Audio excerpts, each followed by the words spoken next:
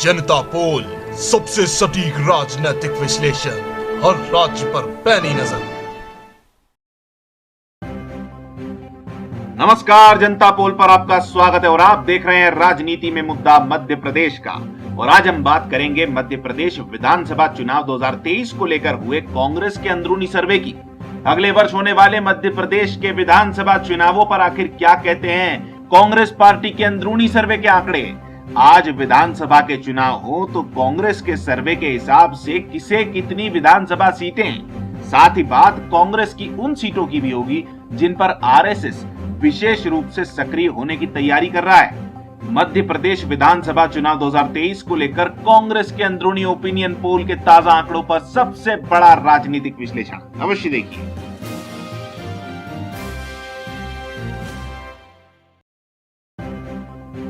मध्य प्रदेश विधानसभा चुनाव 2023 का रणयुद्ध और कांग्रेस बनाम भाजपा की सीधी लड़ाई, इस सबसे प्रदेश का सियासी पारा लगातार चढ़ता जा रहा है। एक और जहां सत्ता गंवाने के बाद से कमलनाथ ये ठान कर बैठे हैं कि दोबारा कांग्रेस की सरकार बनाकर रहेंगे, तो सिंधिया महाराज को सबक सिखाकर भी रहेंगे।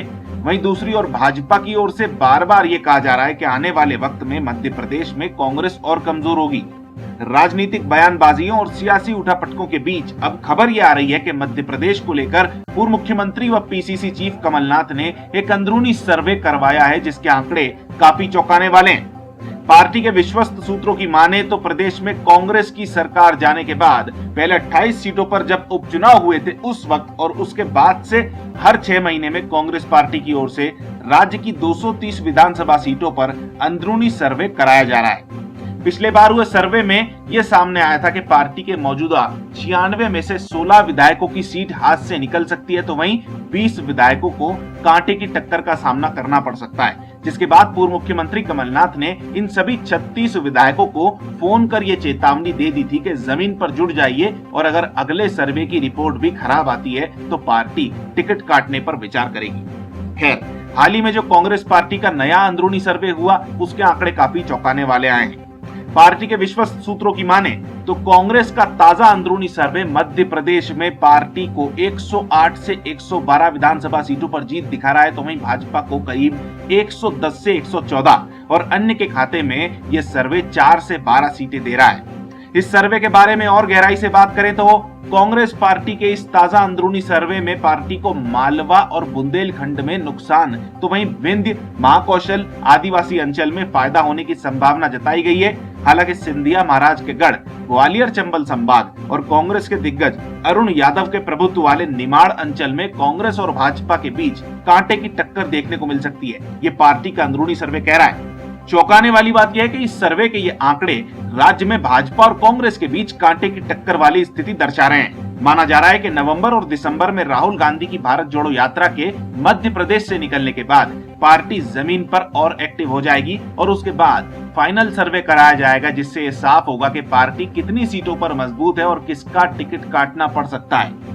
कांग्रेस के अंदरूनी सर्वे में भाजपा और कांग्रेस दोनों को ही लगभग 110 विधानसभा सीटें जीतने की संभावना जताई गई है, जो भाजपा और कांग्रेस दोनों ही खेमों में हलचल बढ़ाने वाली बात है। दूसरी ओर भाजपा के अंदरूनी सूत्रों की माने तो इस बार भी विधानसभा चुनाव 2018 की तरह आरएसएस कांग्रेस के कुछ चुनिंदा विधायकों की सीटें चिन्हित कर रहा है, जहां संगठन एड़ी चोटी का जोर लगाने वाला है। 2018 के विधानसभा चुनाव के वक्त अटेर, पवई, चुरहट, विजयपुर, महू, पाटन, गुर समेत लगभग 10 से 12 विधानसभा सीटें ऐसी थी जहां आरएसएस करीब 4 महीने पहले से जुट गई थी और इनमें चुरहट से अजय सिंह राहुल, गुर से सुंदरलाल तिवारी, पवई से मुकेश नायक, अटेर से हेमंत कटारे, महू से ठाकुर अंतर सिंह दरबार समेत कई सीटों पर कांग्रेस के दिग्गजों को हार का सामना करना पड़ा था। इस बार की बात करें तो पार्टी सूत्र बताते हैं कि 2023 के लिए आरएसएस कांग्रेस की लगभग 10 से 12 विधानसभा सीटों पर विशेष ध्यान देने जा रहा है, जिनमें राऊ जहां से जीतू पटवारी विधायक हैं, कसरावत जहां से सचिन यादव विधायक हैं, काला पीपल जहां से कुणाल चौधरी विधायक हैं, आगर जहां से विपिन वानखेड़े विधायक हैं, सोनकत जहां से सज्जन सिंह वर्मा विधायक हैं, शाहजहांपुर जहां से हुकम सिंह कराड़ा विधायक हैं, गंधवानी जहां से उमंग सिंघार विधायक हैं। इन सीटों समेत कुछ और सीटें मिलाकर कुल 10 से 12 विधायक मध्य प्रदेश में आरएसएस की हिट लिस्ट में बने हुए हैं और माना जा रहा है कि 2018 की तरह इस बार आरएसएस इन 10 से 15 विधानसभा सीटों पर विशेष रूप से सक्रिय होने की तैयारी कर चुका है। प्रदेश की राजनीति को बाहर से देखने वाले भले ये कहें कि सिंधिया के जाने के बाद ग्वालियर चंबल संभाग में कांग्रेस खत्म है, मगर उपचुनाव के आंकड़े साफ दर्शाते हैं कि महल विरोधी वोट जो पहले बटा हुआ था वो कांग्रेस के पक्ष में आ गया है और इसी तरह महल समर्थक वोट जो बटा हुआ था वो भाजपा की ओर जा चुका है। उपचुनाव के वक्त इस अंचल की 16 में से 7 विधानसभा सीटें सिंधिया के बिना भी कांग्रेस जीत गई। यानी ये साफ है कि आने वाले चुनावों में प्रदेश में भाजपा और कांग्रेस के बीच कांटे की टक्कर देखने को मिल सकती है, जैसा कि कांग्रेस का अपना अंदरूनी सर्वे भी अब दर्शा रहा है। इस टक्कर की संभावना और राज्य में अब 4 बार की शिवराज सरकार के खिलाफ पनप रही एंटी इनकम्बेंसी को भाजपा भी समझ रही है। यही कारण है कि भाजपा का राज्य नेतृत्व और संगठन ताबड़तोड़ बैठकें कर रहा है।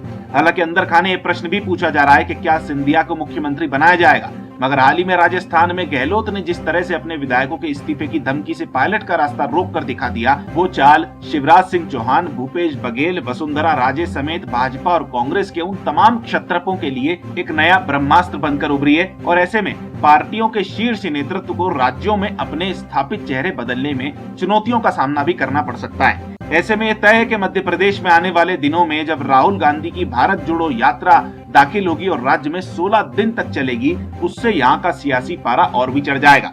अब आगे सिंधिया शिवराज बनाम दिग्गी कमलनाथ के बीच का यह राजनीतिक रणयुद्ध क्या नया रूप लेता है, ये देखना दिलचस्प होगा।